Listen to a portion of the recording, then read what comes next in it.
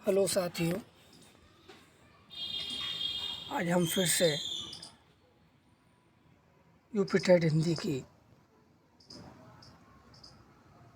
एक और वीडियो लेकर आए हैं। अभी तक हमने जितनी वीडियो कराई हैं, ये वीडियो उससे आगे वाली वीडियो है। चलिए हम शुरू करते हैं। जिस शब्द से किसी कार्य के करने या होने का बोध हो, उन्हें क्रिया कहते हैं। जैसे माता जी खाना बना रही हैं, बच्चे खेल रहे हैं, हवा चल रही है, सभी बच्चे पढ़ रहे हैं। धातु क्रिया का मूल रूप धातु कहलाता है। धातु के साथ न प्रत्यय जोड़कर क्रिया का सामान्य रूप बनता है। जैसे लिख प्लस ना बराबर लिखना, चल प्लस ना बराबर चलना,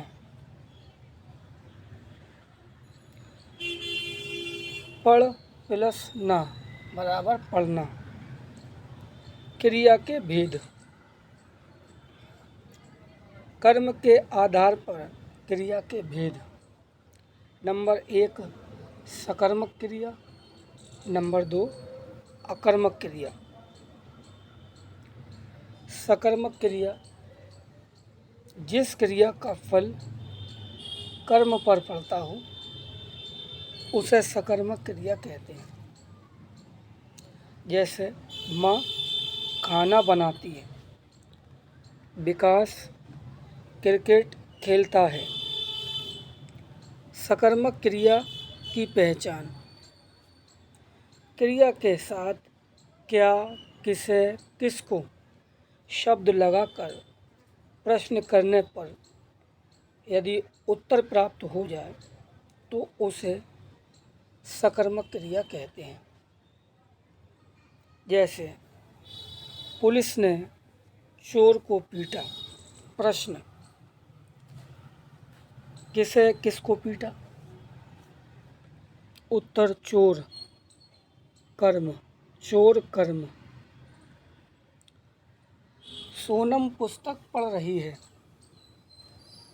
प्रश्न क्या कर रही है?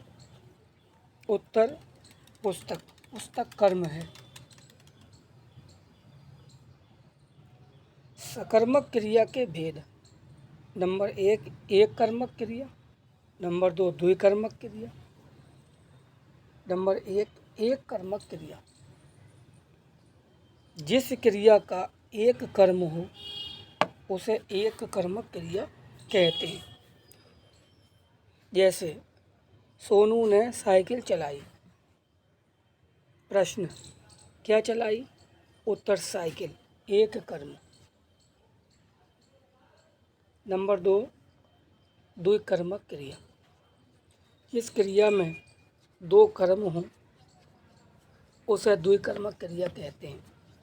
जैसे नैना ने शोएब को पुस्तक दी। प्रश्न क्या दी? पुस्तक। मुख्य कर्म। प्रश्न किसको दी? शोएब को दी। गौण कर्म।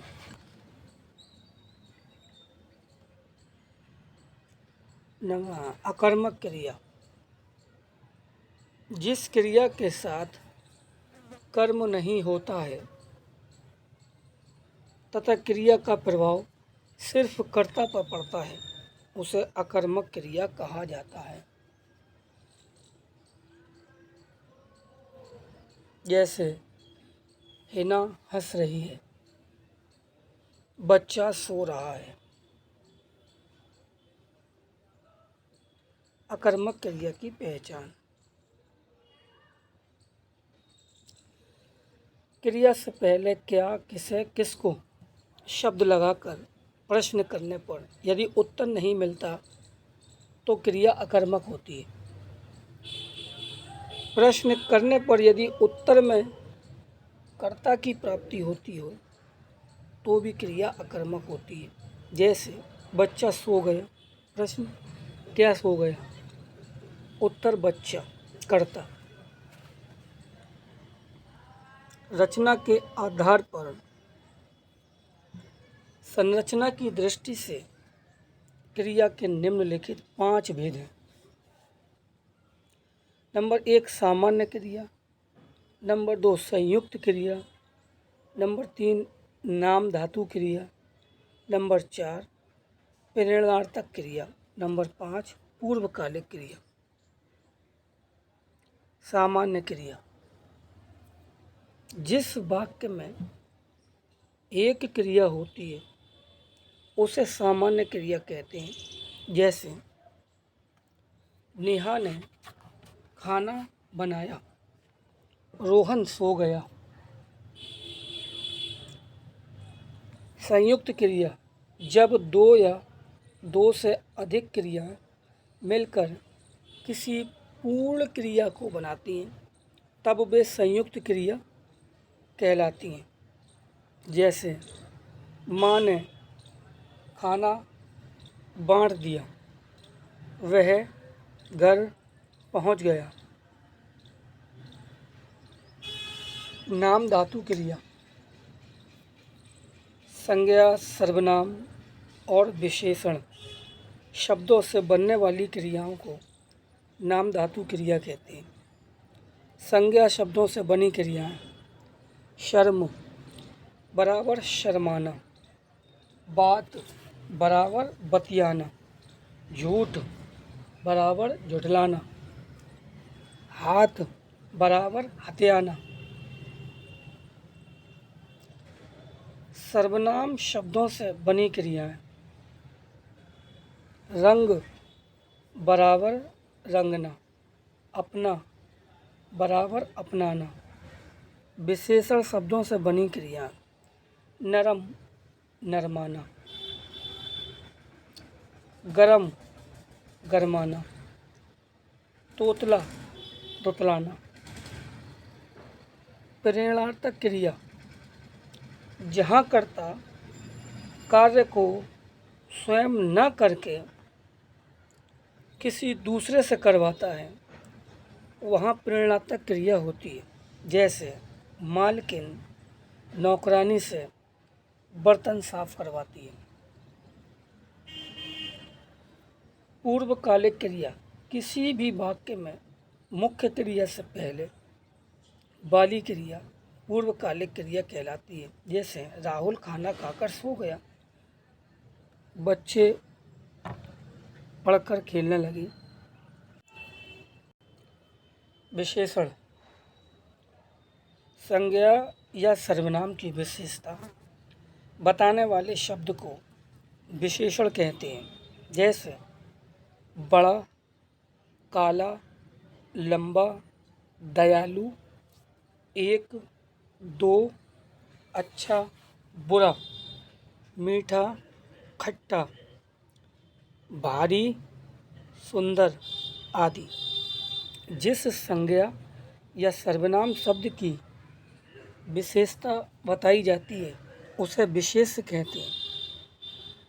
विशेषण के कुछ उदाहरण, गुलाब का फूल बहुत सुंदर है, मेरे पास एक कार है, मेरे दोस्त का घर बहुत बड़ा है। विशेषण के प्रकार, गुणवाचक विशेषण, परिमाणवाचक विशेषण, संख्यावाचक विशेषण, सार्वनामिक विशेषण, व्यक्तिवाचक विशेषण। गुणवाचक विशेषण, जिन विशेषण शब्दों से संज्ञा अथवा सर्वनाम शब्दों के गुण, दोष, रंग, रूप, आकार, स्थान, समय, दशा, अवस्था का बोध हो वह गुणवाचक विशेषण कहलाते हैं। जैसे अच्छा बुरा, कायर बुद्धिमान, लाल हरा नीला, लंबा मीठा खट्टा आदि। परिमाणवाचक विशेषण, जिन विशेषण शब्दों से संज्ञा या सर्वनाम की मात्रा अथवा नाप तोल का बोध हो, वह परिमाणवाचक विशेषण कहलाता है। जैसे 5 किलोग्राम चावल, 1 लीटर पेट्रोल, थोड़ा पानी, बहुत दूध इत्यादि। संख्यावाचक विशेषण, जिससे संख्या का बोध हो उसे संख्यावाचक विशेषण कहते हैं। जैसे एक किताब, 2 मनुष्य, 3 लड़के, कुछ फल, थोड़ा दूध आदि।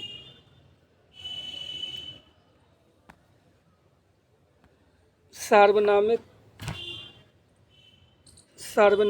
विशेषण, ऐसे सर्वनाम शब्द जो संज्ञा से पहले लगकर उस संज्ञा शब्द की विशेषण की तरह विशेषता बताते हैं, वे शब्द सार्वनामिक विशेषण कहलाते हैं।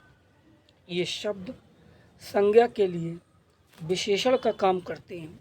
जैसे मेरी पुस्तक, कोई बालक आदि। व्यक्तिवाचक विशेषण, व्यक्तिवाचक संज्ञा शब्दों से बने विशेषण को व्यक्तिवाचक विशेषण कहते हैं। जैसे मुझे भारतीय खाना बहुत पसंद है। अक्षय भोजपुरी, अक्षय जोधपुरी जूती पहनता है। वचन, वचन वचन के प्रकार, वचन के 2 प्रकार होते हैं। नंबर 1 एक वचन, नंबर 2 बहुवचन। नंबर 1 एक वचन, संज्ञा के जिस रूप से एक व्यक्ति या एक वस्तु होने का ज्ञान हो उसे एक वचन कहते हैं। जैसे स्त्री, घोड़ा, नदी, रुपया, लड़का, गाय, सिपाही, बच्चा, कपड़ा, माता, माला, पुस्तक, टोपी, बंदर, मोर आदि। बहुवचन शब्द के जिस रूप से एक से अधिक व्यक्ति या वस्तु होने का ज्ञान हो उसे बहुवचन कहते हैं। जैसे स्त्रियां, घोड़े, नदियां, रुपये, लड़के, गायें, कपड़े, टोपियां, मालाएं, माताएं, पुस्तकें, बधुएं, गुरुजन, रोटियां, लताएं, बेटे आदि। एक वचन और बहुवचन, एक वचन और बहुवचन के कुछ महत्वपूर्ण नियम। आदरणीय व्यक्तियों के लिए सदैव बहुवचन का प्रयोग किया जाता है। जैसे पापा जी कल मुंबई जाएंगे। संबंध दर्शाने वाली कुछ संज्ञाएं एक वचन और बहुवचन में एक समान रहती हैं। जैसे ताई, मामा, दादा, नानिया, चाचा आदि। द्रव्य सूचक संज्ञाएं एक वचन में प्रयोग होती हैं। जैसे पानी, तेल, घी, दूध आदि। कुछ शब्द सदैव बहुवचन में प्रयोग किए जाते हैं। जैसे दाम, दर्शन, प्राण, आंसू आदि। पुल्लिंग ईकारांत, उकारांत और उकारांत शब्द दोनों वचनों में समान रहते हैं। जैसे एक मुनि, 10 मुनि, 1 डाकू, 10 डाकू, 1 आदमी, 10 आदमी आदि। बड़प्पन दिखाने के लिए कभी कभी वक्ता अपने लिए मैं के स्थान पर हम का प्रयोग करता है, जैसे हमें याद नहीं कि हमने कभी आपसे ऐसा कहा हो। व्यवहार में तुम के स्थान पर आप का प्रयोग करते हैं, जैसे आप कल कहाँ गए थे। जातिवाचक संज्ञाएं दोनों ही वचनों में प्रयुक्त होती हैं, जैसे कुत्ता भौंक रहा है, कुत्ते भौंक रहे हैं। धातुओं का बोध कराने वाली जातिवाचक संज्ञाएं एकवचन में ही प्रयुक्त होती हैं, जैसे सोना महंगा है, चांदी सस्ती है। हमेशा एक वचन रहने वाले शब्द जैसे